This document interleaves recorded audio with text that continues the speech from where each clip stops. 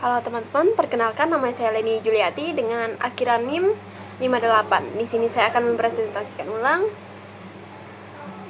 materi kelompok 3, yaitu analisis struktural dan semiotika.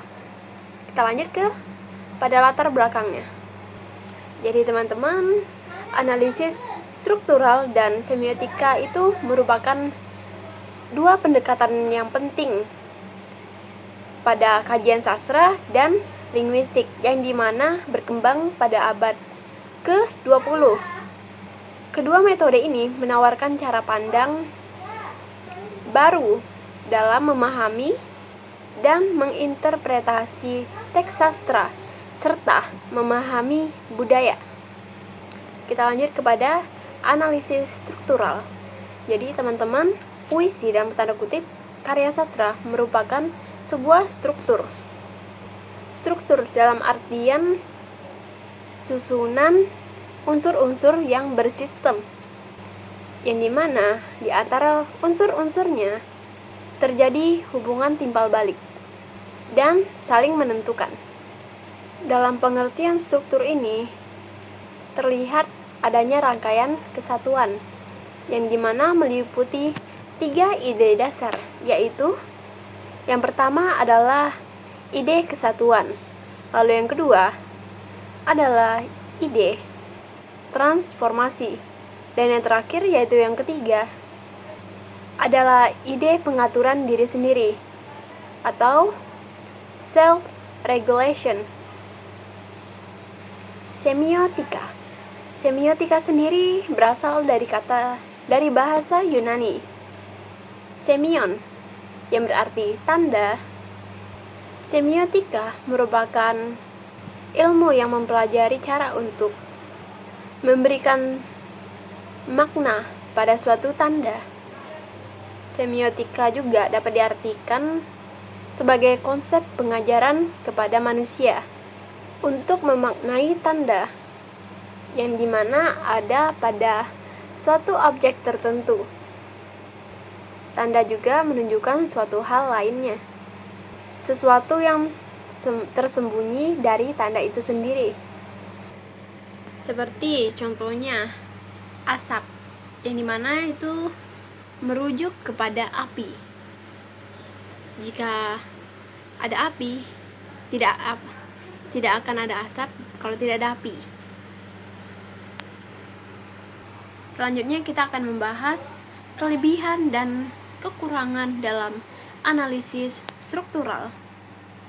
Pertama-tama kita akan membahas kelebihannya dulu. Jadi, analisis struktural membantu kita dalam memaknai sebuah karya dengan menghubungkan elemen-elemen dalam karya tersebut. Lalu fokus pada unsur-unsur intrinsik pada teks tanpa melibatkan interpretasi subjektif. Lalu berguna untuk menemukan pola, sistem, dan konvensi yang ada pada teks. Lalu dapat diterapkan pada semua jenis sastra seperti sastra, musik, dan juga film. Lalu kita akan membahas kekurangannya dalam analisis struktural. Yang pertama adalah tidak memperdulikan budaya, sosial, dan juga historis. Lalu yang kedua, terlalu fokus kepada struktur dan mengabaikan makna lainnya yang lebih luas. Lalu yang ketiga, tidak selalu mampu menjelaskan teks dan fungsi teks tersebut secara luas. Lalu yang terakhir adalah hasil analisis dapat berbeda-beda tergantung pada pendekatan dan juga perspektif masing-masing orang. Selanjutnya kita akan membahas yaitu kelebihan dan kekurangan dalam semiotika. Yang pertama kita akan lanjut kepada kelebihannya dulu ya.